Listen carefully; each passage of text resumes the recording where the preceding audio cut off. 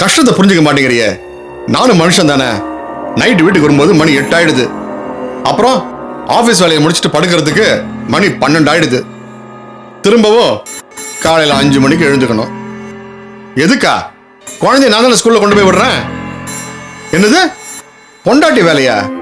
Hello, அது உன் வீட்டில், என் வீட்டில் அப்படி இல்லை.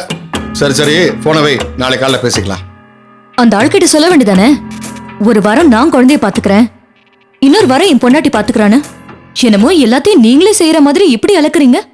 ஓஹோ, இப்ப இதுலயும் ஒரு குறைய கண்டுபிடிச்சிட்டியா? ஆமா, இப்ப ஏன் உண்மையை மறைச்சீங்க? எந்த உண்மையை மறைச்சாங்க? அதிக கஷ்டம் எனக்கு தானே. என்ன கஷ்டம்? நீங்க புலம்பிக்கிட்டே செய்யற வேலைய இத்தனை வருஷம் வெளியே யார்கிட்டயும் சொல்லாம நான் செஞ்சிருக்கேன். ஆமா, உனக்கு வீட்டு வேலை மட்டும் தானே இருந்துச்சு. நானும் வெளியே போய் வேலை பாக்குறேன். அப்படியா? என்ன வேலை பாக்குற? முதல்ல அதை என்கிட்ட சொல்லு. நான் எதுக்காக உங்ககிட்ட சொல்லணும்? உன் புருஷங்கிற முறையில எனக்கு அது தெரிஞ்சாகணும். எந்த புருஷனாவது தான் செய்யற வேலையை பத்தி பொண்டாட்டி கிட்ட சொல்லிருக்கானா? சொன்னா மட்டும் புரிஞ்சுப்பீங்களா? அதே மாதிரிதான் நான் சொல்றது உங்களுக்கு புரியாது. ஆமா, என்ன வேலையா இருக்க போகுது? ஏதாவது உருப்படாத வேலையா தான் இருக்கும். என்ன சொன்னீங்க? உருப்படாத வேலையா? அப்போ நான் வெளியே போய் பொறுக்கிட்டு வரேன்னு நினைக்கிறீங்களா? கலை, நான் அந்த அர்த்தத்துல சொல்லல. நீயே தப்பா புரிஞ்சுக்கிட்டு வீணா என்ன வம்புக்கு இழுக்காத.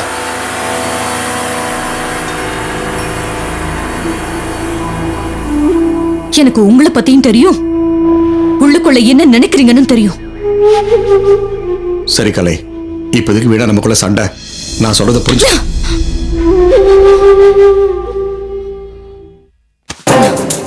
கலை,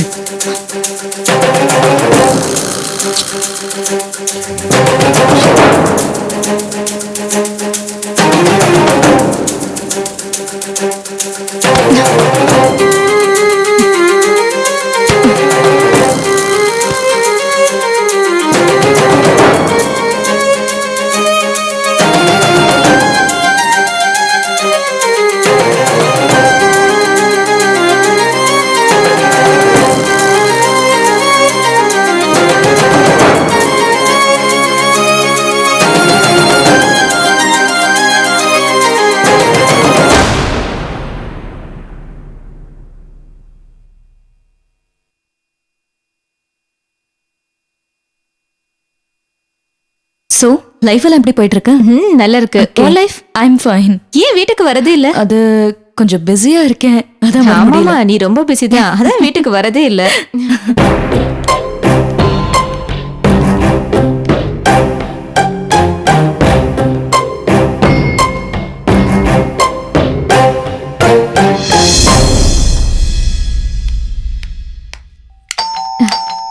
கொஞ்ச நேரம் நிம்மதியா பேச விட மாட்டாங்க. இருக்கலை, யாருன்னு பாத்துட்டு வந்துடுற. ஓகே. யாருங்க நீங்க? என்ன வேணும்? மேடம், வாஷிங் சோப் கம்பெனில இருந்து வரேன். எனக்கு எதுவும் வேண்டாமா? ஐயோ பாருங்களேன், அட்லீஸ்ட் ஒரு தடவை பாருங்க. ஒரு நாளைக்கு 10 பேர் எதையாவது கொண்டு வராங்க, அத்தனையும் எங்களால வாங்க முடியுமா? வேண்டாம், போமா. மேடம், இது அப்படி இல்ல, நல்ல சோப். ஒரு தடவை ட்ரை பண்ணீங்கன்னா அடுத்த தடவை நீங்களே வாங்குவீங்க. இல்லம்மா, வேண்டாம். யார் வந்திருக்கு?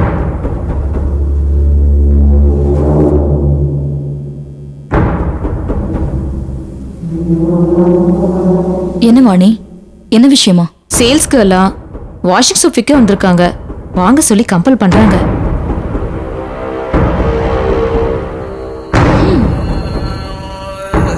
வாங்கி பார்க்க வேண்டியதானே? எதுக்கு கலை? வேண்டாம். பாரு வாணி, பிடிச்சிருந்தா நானும் வாங்கிப்பேன்ல. சரி, குடுமா. இந்தாங்க மேடம், பாருங்க. எங்க கம்பெனி ப்ராடக்ட் ஈஸியா ரீச் ஆகணும் தான் வீடு வீடா போய் சேல்ஸ் பண்றோம். ரொம்ப தரமான சோப் மேடம், கரையை ஈஸியா எடுக்கும், துணிகளை ஸ்பாயில் பண்ணாது, எந்த தண்ணிலையும் நுர வரும். நல்ல சோப் மேடம். விக்கிறவ நீ நல்ல சோப்புன்னு தான் சொல்லுவ, ஆனா நாங்க யூஸ் பண்ணதுக்கு அப்புறம் தானே சொல்ல முடியும்.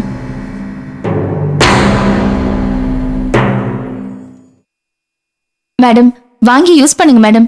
நான் தினம் இந்த ஏரியால சோப் விற்க வருவேன். இங்க 2-3 வீட்ல வாங்கி யூஸ் பண்ணிட்டு இருக்காங்க, நல்லா இருக்குன்னு தான் சொன்னாங்க. என்ன கலை, நீ வேணா வாங்கிக்கிறியா? நோ ஐடியா வாணி, இத பார்த்தா எனக்கு சோப் மாதிரி தெரியல.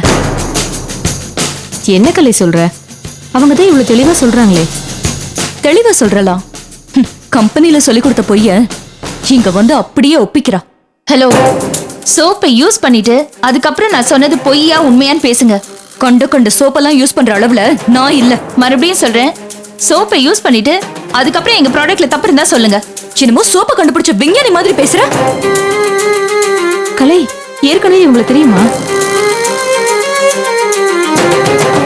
சோப்பும் சரியில்லை, சோப்பு விக்கிற ஆளும் சரியில்லை. பெரிய ப்ராடக்ட் யூஸ் பண்ணி பாருங்க, நமக்கே கட்டளை இடுறா.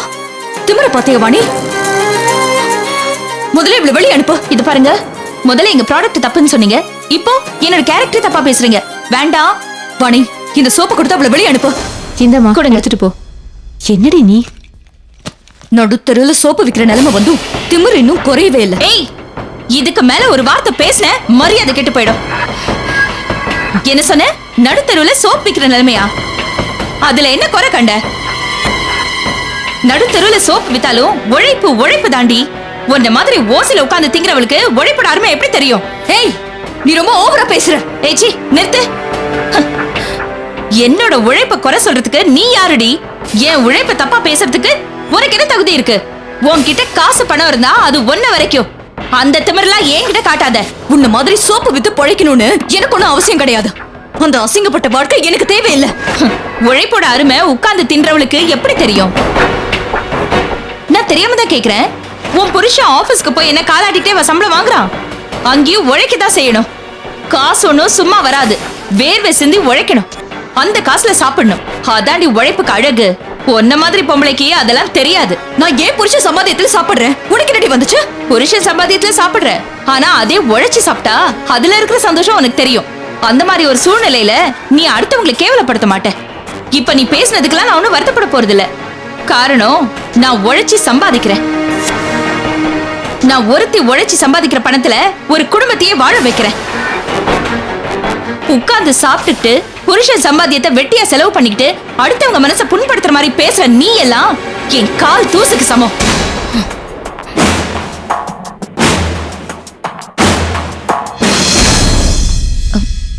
சாரிங்க, இவங்க தப்பா பேசினாங்க, பதிலுக்கு நானும் பேசினேன். நீங்க தப்பா எடுத்துக்காதீங்க.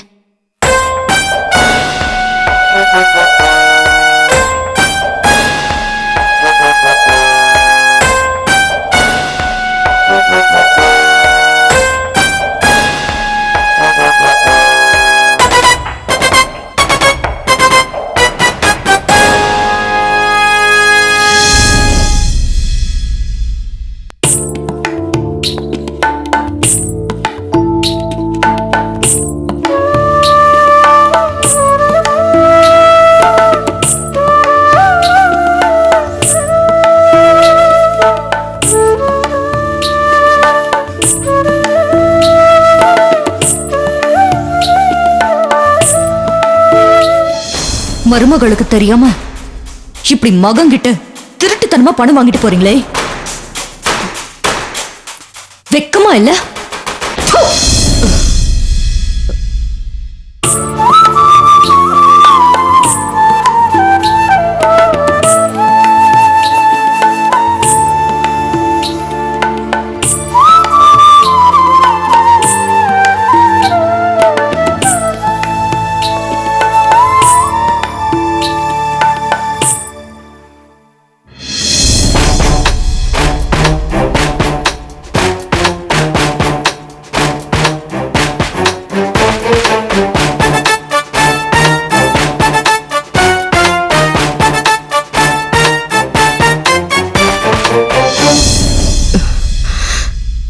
ராமகிருஷ்ணா, நம்ம வீட்ல ஏமா, நான் தான் உங்களுக்கு அன்னைக்கு தெளிவா சொன்னனே, எதுக்காக இங்க அடிக்கடி வரீங்க? இல்ல, அது இல்லப்பா. உன் தங்கச்சி கவிதாவை பொண்ணு பார்க்க வர்றாங்க, அதான் உனக்கு சொல்லலாமேன்னு. பொண்ணு பார்க்க வராங்களா? ஆமாப்பா, நல்ல இடம் தேடி வந்துச்சே, அதான் பேசி முடிச்சிடலான்னு நினைச்சோம். நீ தான் குடும்பத்துக்கு மூத்த பையன், நீ வந்து நான் வந்து பணத்தை கொட்டணுமா? ராமகிருஷ்ணா, என்னம்மா என்ன? எத்தனை நாளைக்கு தான் நானும் பொறுத்துக்கிறது? நான் என்ன பணம் காய்க்கிற மரமா? அன்னைக்கு ஏதோ அந்த ஆள் ரோட்ல அடிபட்டு விழுந்துட்டாருன்னு பணம் வேணும்னு கேட்டீங்க, நானும் கொடுத்தேன். நீங்க ஏதோ காரணம் சொல்லி பணத்தை வேண்டாம்னு போயிட்டீங்க. உங்களால அன்னில இருந்து இன்னி வரைக்கும் என் குடும்பத்துல நிம்மதியே போயிடுச்சுமா. இது எனக்கு தேவையா? உங்க ஒட்டு வேண்டாம், உறவு வேண்டாம், நான் வேலைக்கு நின்னுட்டு இருக்கேன். என்னையே அப்படி விரட்டி வந்து தொந்தரவு பண்றீங்க? இல்லப்பா, நீ தப்பா புரிஞ்சுக்கிட்ட. நான் இப்ப பணம் கிட்ட வரல. காரணம் எது வேணா இருக்கட்டுமா, எனக்கு அதை பத்தி கவலை இல்ல. இப்பயே இங்க வந்தீங்க.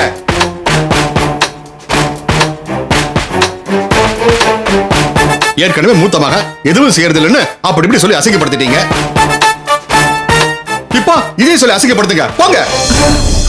அப்படி என்னப்பா நாங்க உன்னை தப்பா சொல்லி அசிங்கப்படுத்திட்டோம்? என்ன அசிங்கப்படுத்திட்டோமா? அம்மா, நான் தெரியாம தான் கேக்குறேன். மூத்த பையன்னு வாய்க்கிழியே பேசுறீங்க. இதுவரைக்கும் கல்யாண விஷயத்தை பத்தி எங்கிட்ட ஒரு வார்த்தை சொல்லல. ஒரு நல்ல இடம் சம்பந்தம் பேசிட்டோம், அதை முடிவும் பண்ணிட்டோம். நீயும் வான்னு இப்ப அழைக்க வந்திருக்கீங்க. ஆமா, மாப்பிள்ளை வீட்டுக்காரங்க மூத்த பொண்ணு இருக்கும்போது ரெண்டாவது பொண்ணுக்கு கல்யாணம் எப்படின்னு கேட்டா அவ லவ் பண்ணிட்டு இருக்கா, அவனுக்காக வெயிட் பண்ணிட்டு இருக்கான்னு பெருமையா சொல்லணுமா? ஊர் சிரிக்காது. இல்லப்பா, அதெல்லாம் தெரிஞ்சுதான் அவங்க சம்மதம் சொன்னாங்க. அப்படின்னா அதுவும் தரங்கட்ட குடும்பமா தான் இருக்கும். ராமகிருஷ்ணா, இங்கே வந்து கத்துறீங்க. என்னால எங்கேயும் வந்து நிக்க முடியாது, உங்ககிட்ட உறவு வச்சுக்க முடியாது. நீங்க கிளம்பலாம்.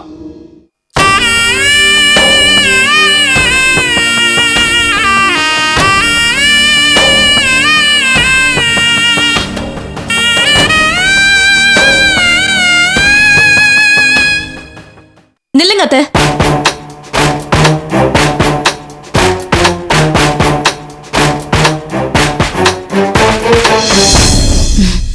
கொடுங்க அத்தை.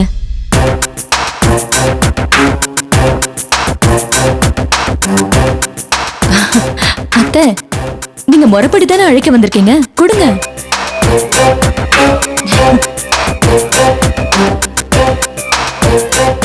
கொடுங்க அத்தை. இந்த கல்யாணம் நல்லபடியா முடியும் அத்தை. கலை, என்ன ஏங்க, உங்களுக்கு எப்போ என்ன பேசணும்னே தெரியாதா? உங்ககிட்ட என்ன சொல்றதுன்னு எனக்கு தெரியல.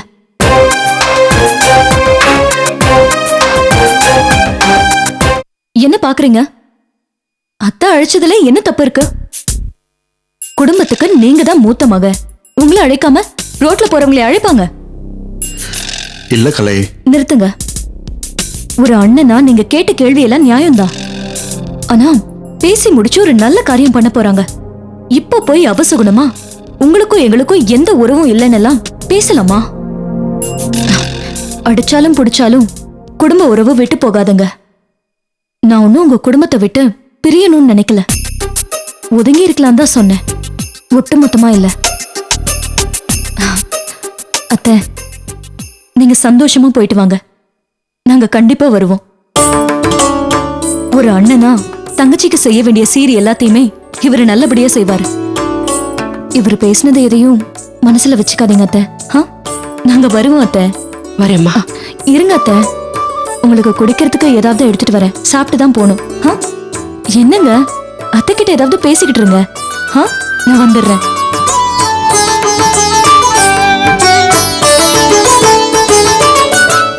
அம்மா வாங்க.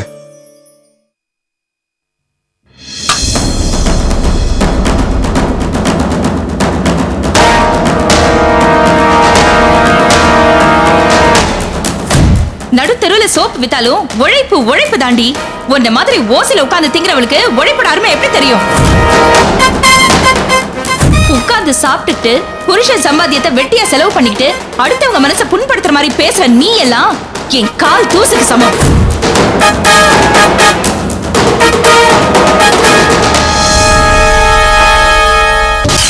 அம்மா, இப்ப எதுக்கு கலையரசி வீட்டுக்கு போய் நம்ம கவிதா கல்யாண விஷயத்தை பத்தி பேசின? அவளை வந்து நடத்த சொன்னியா? எதுக்கு கலையரசின்னு சொல்ற? அது உன் அண்ணன் வீடுடி.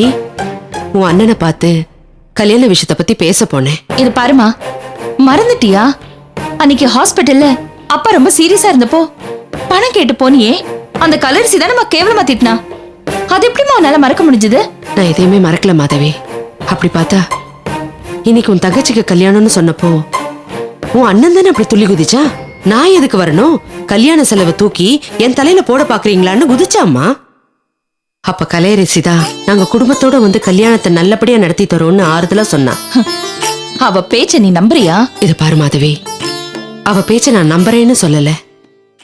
அதே சமயம் நம்பித்தான் ஆகணும். அதுக்கு என்னம்மா இப்ப அவசியம்? அப்படி இல்ல மாதவி. ராமகிருஷ்ண இந்த வீட்டோட ஆம்பளை புள்ள. அவன் இல்லாம எந்த நல்ல காரியத்தையும் பண்றது அவ்வளவு நல்லா இருக்காதும்மா. அப்போ இந்த வீட்ல ஒரு ஆம்பளை நான் எதுக்கிட்டே இருக்கணும்?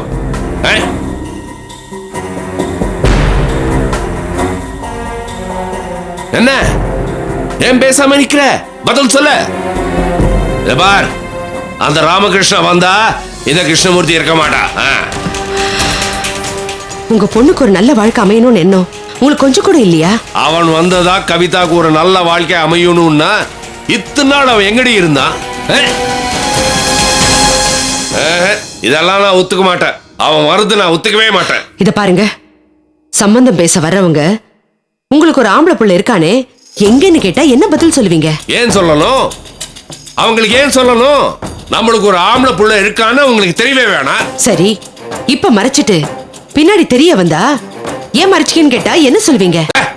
இந்த விவரம் எல்லாம் அவங்க எதுக்கு? பொண்ணு கட்டிக்கிட்டு போக வேண்டியதானே? அப்படி எதுவுமே கேட்காம பொண்ணை கட்டிட்டு போற அளவுக்கு அப்பா என்ன கௌரவமான வேலையில இருக்காரு?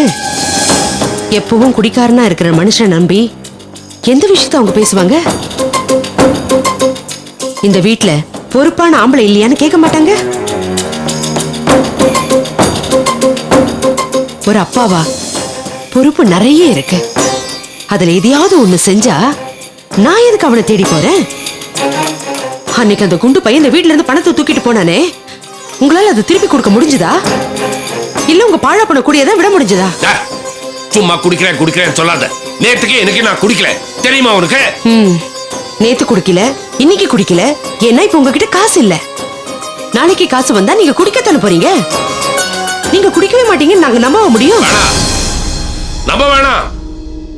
யாரும் என்ன நம்ப வேணாம். என் மேல நம்பிக்கை வைக்காதீங்க.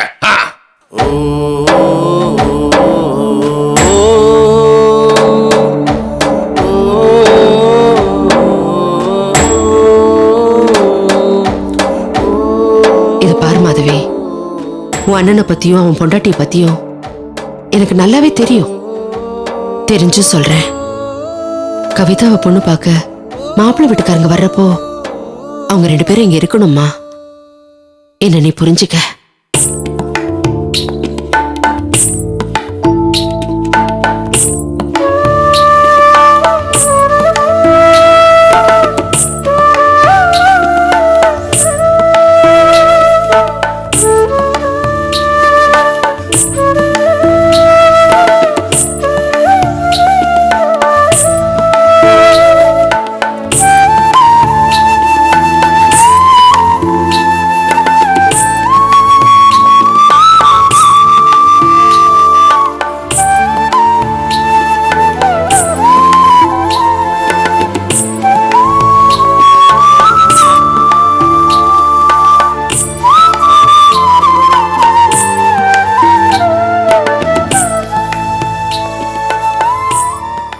இனிமே இந்த கலை யாருன்னு நீங்க மட்டும் இல்ல, உங்க குடும்பமே புரிஞ்சுக்கும்.